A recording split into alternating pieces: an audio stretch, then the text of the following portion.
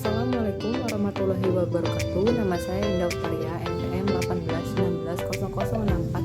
Saya dari PGSD 5B. Jadi saya di sini akan mereview hasil video project based learning atau model pembelajaran berbasis proyek pada YouTube Bapak Haidi Hermawan. Sebelumnya kita di sini mengetahui dulu apa sih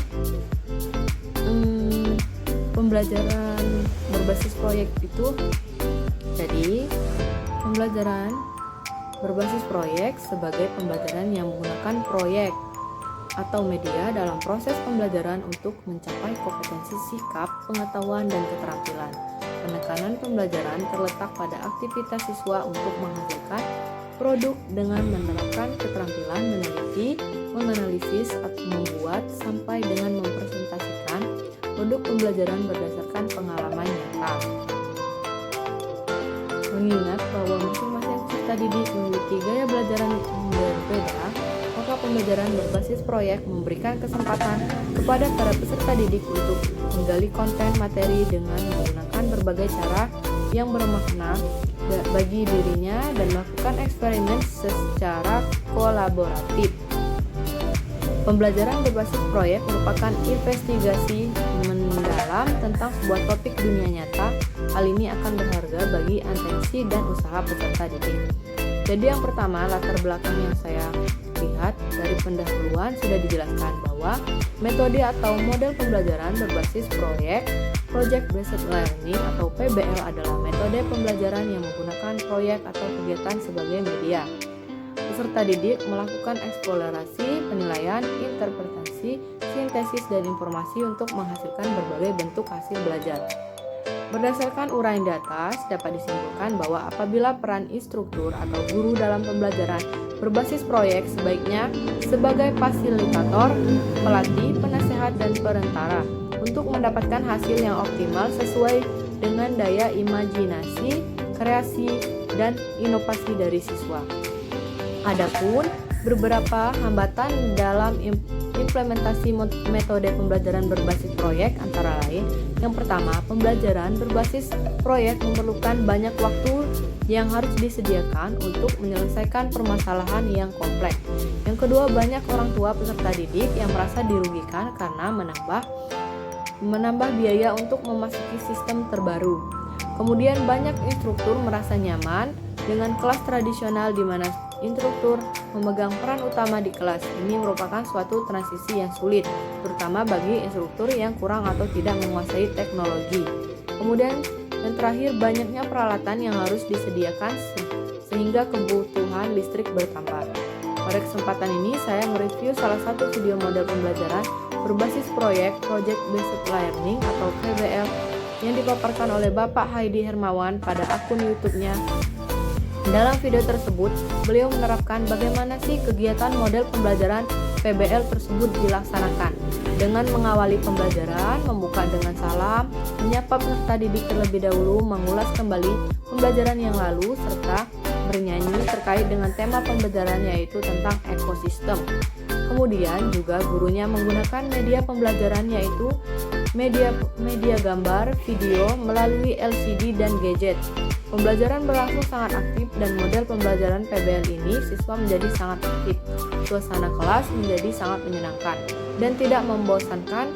Melalui media-media yang telah disiapkan guru, tanya jawab pun menjadi hal yang sangat disukai siswa. Para siswa bersemangat untuk menjawab pertanyaan yang diajukan oleh gurunya.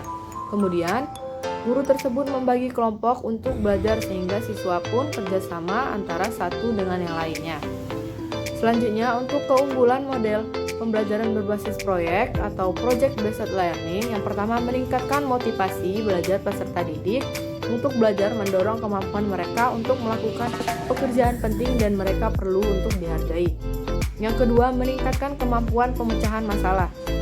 Yang ketiga, membuat peserta didik menjadi lebih aktif dan berhasil memecahkan problem-problem yang kompleks.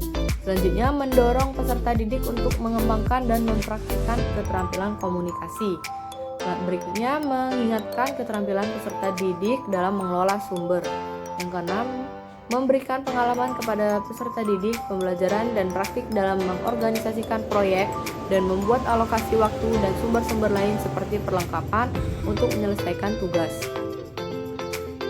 Selanjutnya, menyediakan pengalaman belajar yang melibatkan peserta didik secara kompleks dan dirancang untuk berkembang sesuai dunia nyata.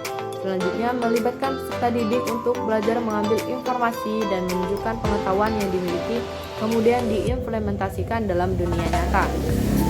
Dan yang terakhir, membuat suasana belajar menjadi menyenangkan sehingga peserta didik maupun pendidik menikmati proses pembelajaran. Selanjutnya, ada pun kelemahan model pembelajaran berbasis proyek, project based learning. Yang pertama, memerlukan banyak waktu untuk menyelesaikan masalah, kemudian membutuhkan biaya yang cukup banyak, kemudian banyak instruktur yang merasa nyaman dengan kelas tradisional di mana instruktur memegang peran utama di kelas. Yang terakhir, banyaknya peralatan yang harus disediakan. Kesimpulan yang bisa saya ambil yaitu melalui pembelajaran berbasis proyek ini dapat disimpulkan menuntut siswa untuk mengembangkan keterampilan seperti kolaborasi dan refleksi. Pembelajaran berbasis proyek membantu siswa untuk meningkatkan keterampilan sosial mereka, sering menyebabkan absensi berkurang dan lebih sedikit masalah disiplin di kelas. Siswa juga menjadi lebih percaya diri berbicara dengan kelompok orang, termasuk orang dewasa. Pembelajaran berbasis proyek juga meningkatkan antusiasme untuk belajar. Ketika anak-anak bersemangat dan antusias tentang apa yang mereka pelajari, mereka sering mendapatkan lebih banyak terlibat dalam subjek dan kemudian memperluas minat mereka untuk mata pelajaran lainnya. Antusias peserta didik cenderung untuk mempertahankan apa yang mereka pelajari, bukan melupakan secepat mereka telah lulus tes. Kemudian perolehan pengetahuan siswa bisa saja akan semakin abstrak apabila pesan hanya disampaikan melalui kata verbal. Hal ini memungkinkan terjadi verbalisme, artinya siswa hanya mengetahui tentang kata tanpa memahami dan mengerti makna yang terkandung di dalamnya. Hal semacam ini akan menimbulkan kesalahan persepsi siswa. Oleh sebab itu, melalui model pembelajaran berbasis proyek atau project based learning yang menggunakan berbagai macam media seperti gambar, video, dan membentuk kelompok, media tersebut memiliki tujuan membantu guru menyampaikan pesan-pesan atau materi pelajaran kepada siswanya agar pesan lebih mudah dimengerti dengan cara yang lebih konkret, sehingga proses pembelajaran menjadi lebih aktif dan menyenangkan, serta pesan yang ingin disampaikan benar-benar dapat mencapai sasaran dan tujuan.